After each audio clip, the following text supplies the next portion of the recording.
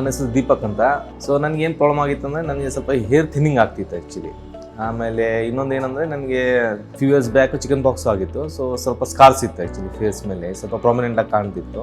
So ನಾನು ಇದಕ್ಕೆ ಏನು ಸೊಲ್ಯೂಷನ್ ಮಾಡಬೇಕಂತ ಹೇಳಿ ಹಂಗೆ ಇಂಟರ್ನೆಟ್ನಲ್ಲಿ ಹುಡುಕ್ತಿದ್ದೆ.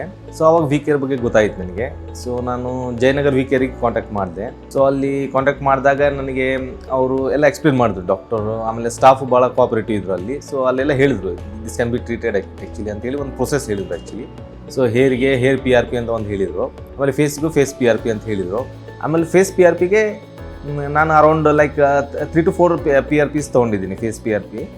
ಅದು like around first phase PRP ಸೆಷನಿಂದನೇ ನನಗೆ ಡಿಫ್ರೆನ್ಸ್ ಕಾಣಾಗತ್ತು ಫೇಸ್ನಲ್ಲಿ ಆ್ಯಕ್ಚುಲಿ. ಹೇರ್ PRPದು ನಾನು 8 ಸೆಷನ್ಸ್ ತೊಗೊಂಡೆ. ಆಮೇಲೆ ಅದಾದಮೇಲೆ 1 ಸೆಷನ್ ಎಕ್ಸೋಗ್ರೋ ತೊಗೊಂಡೆ ಹೇರಿಗಾಗಿ. ಆಮೇಲೆ ಅದು ಹೇರ್ PRPದು ಅರೌಂಡ್ ಲೈಕ್ 6 PRPs ಆದಮೇಲೆ ಸ್ವಲ್ಪ ಡಿಫ್ರೆನ್ಸ್ ಚೆನ್ನಾಗೇ ಕಾಣಿಸಾಗತ್ತು. ಆಮೇಲೆ ಎಕ್ಸೋಗ್ರೋ ತೊಗೊಂಡಾಗಿಂದ ಇನ್ನೂ ಸ್ವಲ್ಪ ಚೆನ್ನಾಗಿ ಅನಿಸ್ತು actually. So the difference was more after I took Exogro. My decision was good actually. So at the end I felt happy taking treatment at VK.